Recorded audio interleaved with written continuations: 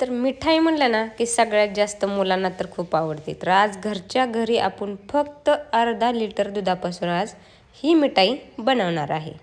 तर चला रेसिपी बघूया. तर इथं मी अर्धा लिटरची फुल क्रीम दूध पिशवी घेतली आणि आपल्याला लागणार आहे दूध पावडर. तर एवढंच आपल्याला लागणार आहे, ह्याच्यापेक्षा काहीही जास्त लागणार नाही.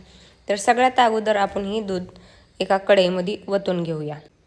तर तुम्ही इथं पाहू शकता आपल्या दुधाला उकळी फुटलेली आहे. आपल्याला जास्त दूध आटवायचं नाही. तर थोडंसं आपल्याला उकळी काढून घ्यायची आहे आणि त्यात आपण नंतर टाकणार आहे साखर. तर चला आता आपलं बघा, तुम्ही पाहू शकता थोडंसं दूध आपलं आटलेलं आहे, जास्त आटवलं नाही. मी वेलची टाकलेली आहे. तर आपण टाकली, मी ते नंतर काढणार आहे. तर थोडीशी साखर टाकली, चवीनुसार साखर टाकली. मी अर्धी वाटी साखर टाकली, तुम्ही तुमच्या चवीनुसार टाकू शकता. तर ही इलायची आहे ना, ती मी बाजूला काढून टाकणार आहे नंतर. तर आता इथं आपल्याला दूध फाडण्यासाठी आपल्याला 1 चमचा रस पाहिजे लिंबाचा. तर 1 चमचा रस घेतला आणि त्यातलं बी काढून टाकले मी आणि 1 चम्मच पाणी वतायचं. जेवढा 1 चमचा रस तेवढा 1 चमचा पाणी. तर चला इथं आपलं तुम्ही पाहू शकता मी त्यातली इलायची काढून टाकली आणि थोडं थोडं करून आपण त्यात वतणार आहे, जेणेकरून आपल्याला जास्त फाडायचं नाही. तुम्हाला जास्त फाडायचं असेल तर तुम्ही डायरेक्ट लिंबाचा रस वतू शकता. तर मी जास्त फाडणार नाही, त्यामुळं थोडं थोडंसं वतून तुम्ही पाहू शकता बघा किती थोडंसं असं टाकल्यानंतर ती फाटायला सुरुवात झालेली आहे. तर जास्त वतल्यानंतर त्यातलं पनीर वेगळं होतं आणि खूप पाणी पाणी राहतं. तर थोडं थोडं वतूनही बाजूला ठेवूया आणि तोपर्यंत इथं घेतलेली आहे आपण अर्धी वाटी दूध पावडर. तर त्यात थोडंसं पाणी ओतून चांगली पेस्ट करून घेऊया. तर तुम्ही पाहू शकता आता आपलं दूध फक्त थोडं फाटलेलं आहे, जास्त फाटलेलं नाही. तर जास्त दूध फाडायचं असेल तर नुसता लिंबाचा रस वापरा. तर इथं मी शेगडीवरती ठेवलेली आहे. तुम्ही म्हणसाल की गॅसवर सांगते, तर इथं आपण जी दुधाची पेस्ट केलेली होती दूध पावडरची, तर ती सगळी ह्याच्यात टाकून मिक्स करून घेतली. तर आता आपल्याला जास्त वेळ लागणार नाही, एक 5-7-8 मिनटात आपलं तयार होणार. तर तुम्ही पाहू शकता थोड्या वेळानं कसं लगेच घट्ट झालेलं आहे. तर आपल्याला चांगलं हलवत असं चांगलं घट्ट करून घ्यायचं आहे. तर चला अजून एक 2-3 मिनटं मी चांगलं शिजवून घेते. तर अचानक गेली लाईट आणि मग मी नंतर गॅसवरती ठेवलं आणि तुम्ही पाहू शकता तुम्ही मगापेक्षा किती आपलं हे घट्ट झालेलं आहे. तर अजून एक 2-3 मिनटं ठेवल्यानंतर आपलं तयार आहे कलाकंद घरच्या घरी. आणि मुलांना तर एवढी आवडते ना की तुम्ही एकदा जर ट्राय केली ना तर बाहेरून आणायचं तुम्ही विसरून जाल. तर घरी एकदा नक्की ट्राय करा. तर बोलत बोलत तुम्ही पाहू शकता किती घट्ट झालेलं आहे. तर फक्त अर्धा लिटर दुधापासून तयार होतं. आता तुम्ही म्हणसाल की हे किती थोडंसं दिसतंय, पण नाही.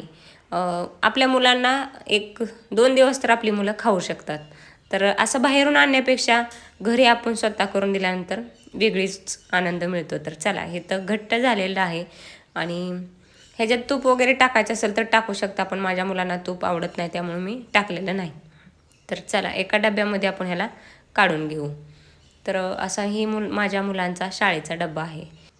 तर तुम्हाला प्लेटमध्ये ठेवायचं असेल तर तुम्ही ठेवू शकता, पण मी ही चौकोनी डबा आहे म्हणून ह्याच्यात ठेवलं. तर चला हे तशी सगळं चिटकलेलं मी काढून घेते आणि थोडंसं आपण आता चमच्यानं प्रेस करून घेणार, जेणेकरून आपली एकदम चौकोनी छान त्याला शेप येईल. तर मी थोड्याकडं काजू बदाम आहे ते टाकलं. तुमच्याकडं पिस्ता वगैरे असेल तर खूप भारी दिसतं, पण माझ्याकडं नाही. जे घरात सामान आहे त्याच्यापासून बनवले. तर ह्याला 20 मिनटं आपण फ्रीजमध्ये ठेवूया. तर 20 मिनटानंतर तुम्ही पाहू शकता की आपली एकदम दाणेदार कलाकंद तयार आहे आणि तुम्ही पाहू शकता किती छान दिसते. आता ही तुम्ही म्हणसाल की काजू बदाम मी वरती टाकले, तर मी पलटी वगैरे काही करणार नाही. एकदम आरामशीर ते बाहेर निघतं, तुम्ही पाहू शकता. आणि एक प्लेट घेतली आणि आधी इकडल्या हातावरती घेऊन ते आपण पेपर काढून घेतला. तर तुम्ही पाहू शकता किती छान निघतंय. तर बघा, तर आपले वरती आले काजू बदाम.